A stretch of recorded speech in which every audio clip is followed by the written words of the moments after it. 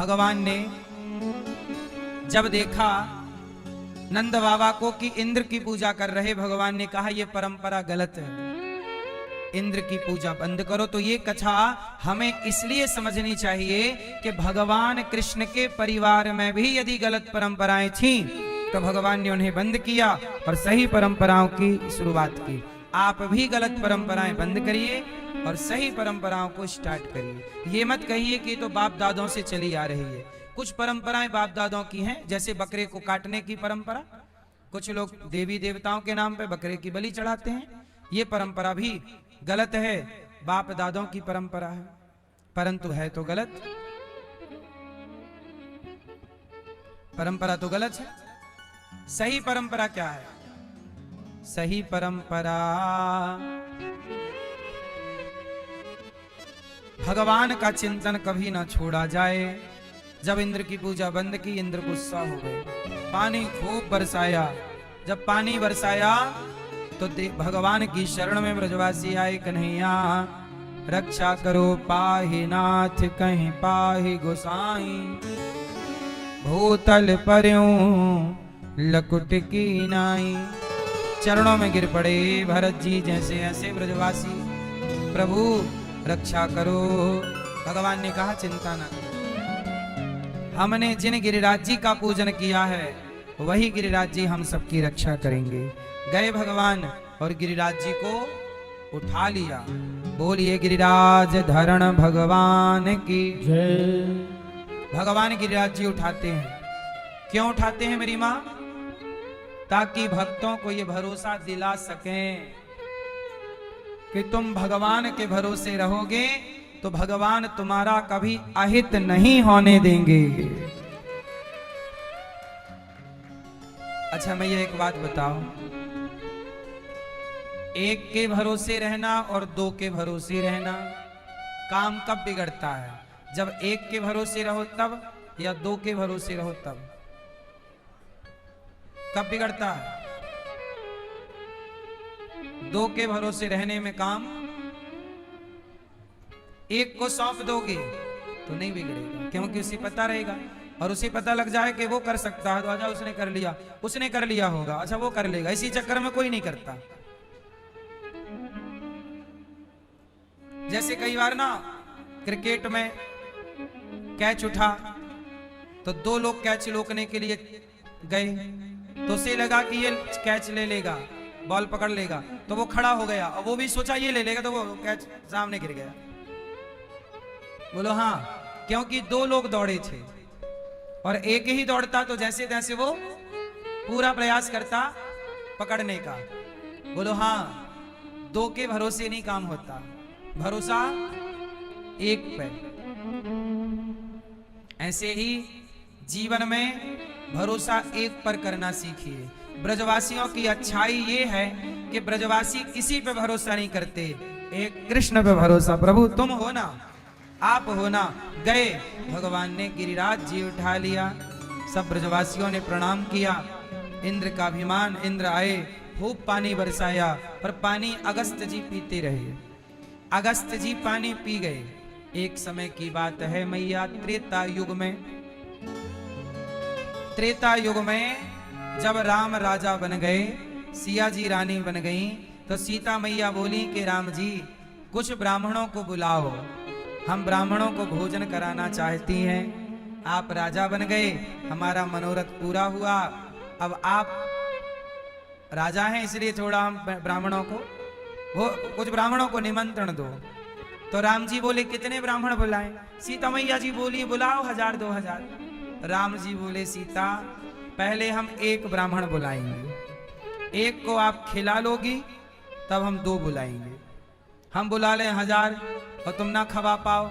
सीता जी बोली कैसी बात कर रहे हैं आप? क्या अपने घर में कमी है कि अपन भोजन नहीं करा पाएंगे? तो राम जी बोले पहले हम एक को बुला रहे हैं सैंपल के रूप में, आप पहले एक का पेट भर लो, फिर अपन 1000 बुलाएंगे बाद में। तो राम जी ने अगस्त जी को बुलाया। अगस्त जी आओ आओ महाराज, हमारे घर भोजन कर लो, हमारी पत्नी बोल रही है आपको भोजन कराएंगे। अगस्त जी आए। कौन आए? अगस्त ऋषि आए। और जब अगस्त जी आए तो सीता जी सोची गरम गरम पूड़ी बनाऊंगी। अब छोटी सी थाली, बढ़िया थाली में माता जी ने साग सब्जी खीर पूड़ी हलवा रखा। कहा महाराज खाओ। अब अगस्त जी लगे खाने। अगस्त जी तो खूब खाते थे। खाए। माता जी बोली 2 पूड़ी और रख दूं? अगस्त जी बोले 2 नहीं, जितनी हो सब ले आओ।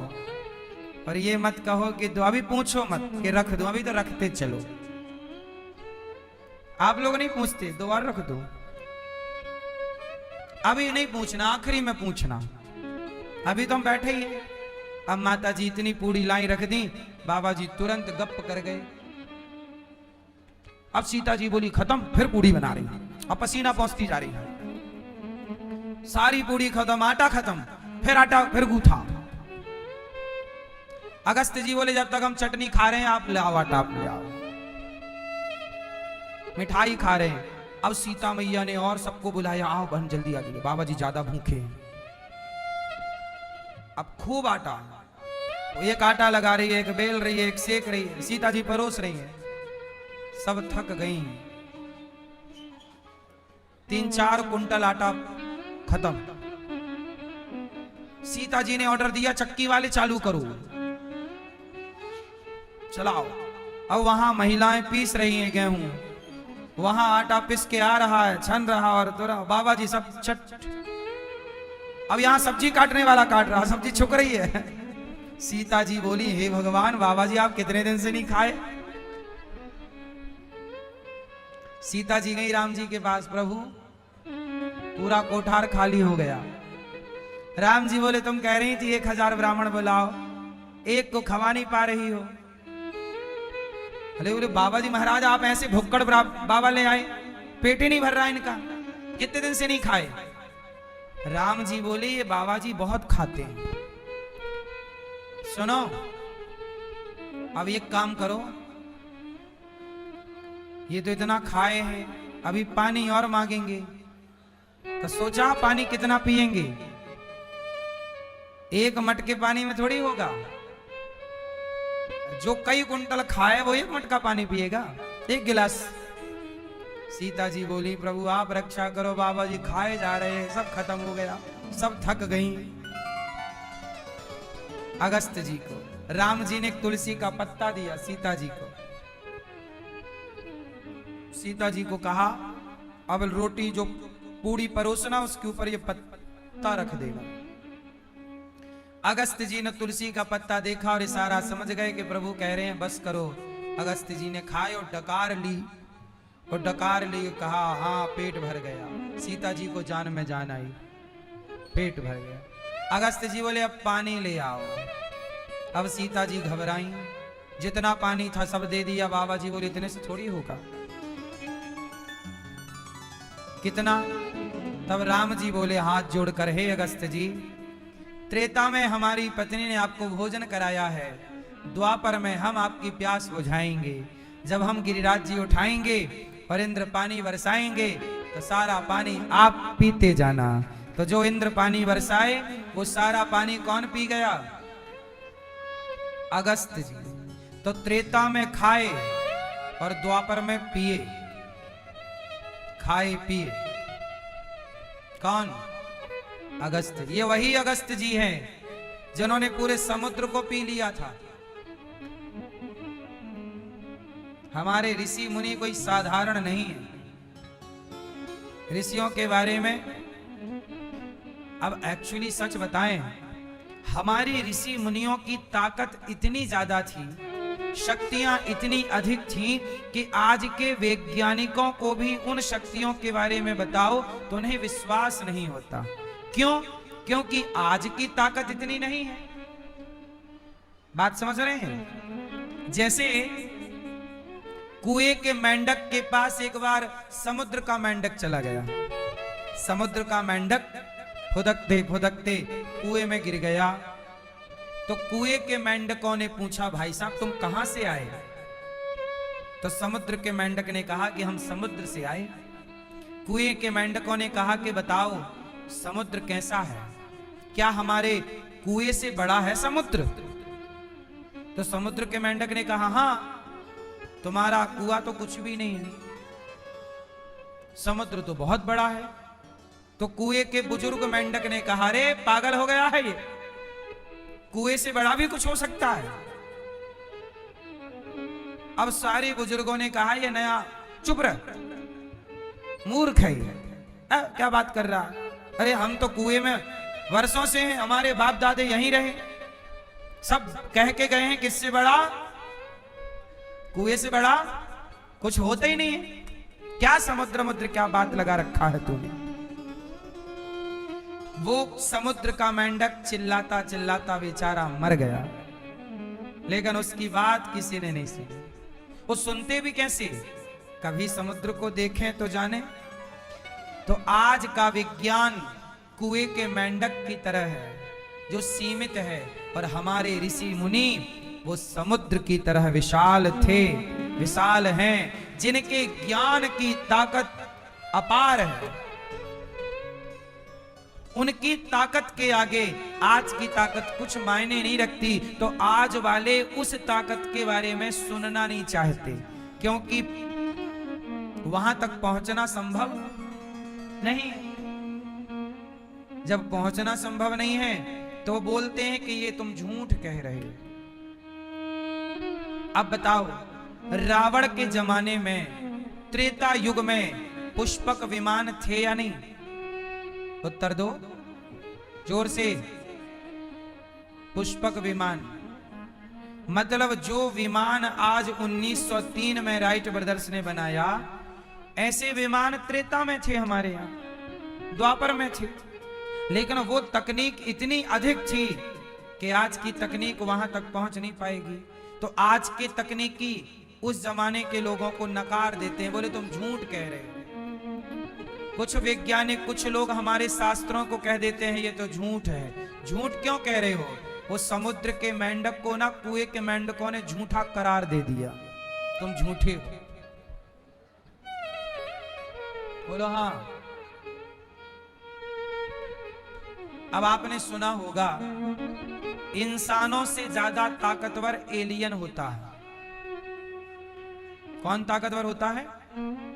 बोलो एलियन। जरा सोचिए, भगवान हनुमान जी एक हाथ से पूरा पहाड़ उठा के ले आए। आज बताइए किसी मशीन में इतनी ताकत है कि पूरा पहाड़ ले जाए? इंसानों की छोड़ दो, क्या तकनीक भी इतने आगे है जितने आगे हमारे हनुमान जी पहाड़ ले गए। अब लोग हनुमान जी को ही कहते हैं कि ये सब गलत है। अब तुम बराबरी नहीं कर पाओगे तो गलत ही मानोगे। हनुमान जी तो परम शक्ति है, चारों युग पर ताप तुम्हारा है प्रसिद्ध। हनुमान जी की ताकत कितनी है? वशिष्ठ जी की ताकत कितनी है? वशिष्ठ जी इतने ताकतवर हैं कि शेष भगवान पृथ्वी को थामते हैं, वशिष्ठ जी भी पृथ्वी को थाम सकते हैं।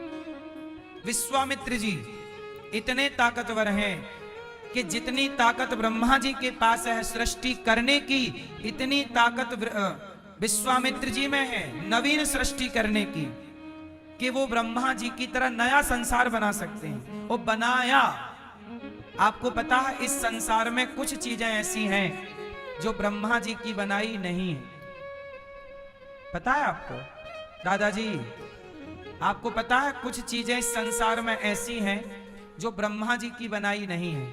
हर चीज ब्रह्मा जी की बनाई है, सुना होगा आप लोगों ने, पर कुछ चीजें ब्रह्मा जी की बनाई नहीं है। बताओ क्या? उत्तर दो। क्या क्या चीजें हैं जो ब्रह्मा जी की बनाई नहीं है? आप बताओ दादाजी। चश्मा वाले दादाजी दोनों बताएंगे, आप भी बताओ वो क्या है जो ब्रह्मा जी का बनाया नहीं है? कुछ नहीं है? होता नहीं तो हम प्रश्न ही क्यों करते? सुनो, जैसे नारियल, क्या नारियल ब्रह्मा जी का बनाया नहीं है, ये नारियल किसका बनाया है? एक बार विश्वामित्र जी को गुस्सा आ गया, बोले मैं अपनी सृष्टि अलग करूंगा। तो उन्होंने अपनी सृष्टि अलग करने के लिए सृष्टि की रचना प्रारंभ कर दी। तो वो नारियल बनाए, नारियल नहीं मनुष्य का निर्माण कर रहे थे, बाद में रोक दिया गया। अब इसलिए नारियल की रचना देखो, नारियल की रचना भी वो नारियल बाद में बन गया, पहले वह मानव सृष्टि बनने जा रहा था नारियल। कैसे? आपने देखा होगा नारियल की दो आंखें, खोपड़ी देखा उसकी, उसमें बाल होते हैं, जटा। नारियल भी बाल जटा, उसकी भी दो आंखें, उसके अंदर भी पानी। जैसे माता के गर्भ में क्या होता है? पानी में ही बच्चे का निर्माण होता है। तो कुछ रचना विश्वामित्र जी ने की, आगे का प्रोसेस करें तब तक रोक दिया भगवान ने कि भाई ये क्या कर रहे हो। तो बोले अच्छा चलो ठीक है। तो जितना बन गया उतना, जितना बन गया वही नारियल कहलाया। इसलिए जब नारियल तोड़ते हैं मंदिरों में तो वह बलि ही माना जाता है। इसलिए सनातन में बकरे की बलि नहीं, नारियल तोड़ दो तो बलि माना जाएगा, क्योंकि वह भी एक सृष्टि है। इसलिए हमारे मंदिरों में नारियल तोड़ा जाता है। बात समझ में आई? तो नारियल तोड़ना क्या माना जाएगा? क्योंकि वह भी एक मानव सृष्टि का हिस्सा रहा है, क्योंकि बन नहीं पाया तो उसी को तोड़ के बकरा ना तोड़ना पड़े, बकरा ना काटना पड़े, क्यों खून बहाए, तो बलि भी पूरी हो जाए। तो बलि इसलिए नारियल की दी जाती है। और विधान में कद्दू की बलि दी जाती है। पेठा कद्दू होता है ना, पेठे कद्दू की भी बलि चढ़ाई जाती है। तो नारियल किसकी सृष्टि है? जोर से, विश्वामित्र जी की। चांदी, चांदी ब्रह्मा जी की सृष्टि है और सोना बस विश्वामित्र जी की सृष्टि। चांदी ब्रह्मा जी की और सोना विश्वामित्र जी की सृष्टि है। और कमल, कमल किसकी सृष्टि है? बताओ आप, कमल किसकी सृष्टि है? ऑप्शन, ब्रह्मा जी, भगवान नारायण या विश्वामित्र जी। कमल किसकी सृष्टि है? कमल भगवान नारायण की नाभि से प्रकट होगा। कमल भगवान नारायण की, जोर से, नाभि से प्रकट होगा। इसलिए कमल ब्रह्मा जी की सृष्टि नहीं है। इसलिए भगवान की सुंदर, इसलिए भगवान विष्णु के हाथ में कमल होता है। 4 हाथ होते हैं भगवान विष्णु के, शंख चक्र गदा पद्म। पद्म मतलब कमल। तो भगवान कमल की ही एक पंखुड़ी पर ब्रह्मा जी प्रकट होते हैं। तो भगवान ना, इसलिए कमल से भगवान की सुंदरता की उपमा दी जाती है। बाकी सब संसार ब्रह्मा जी का बनाया।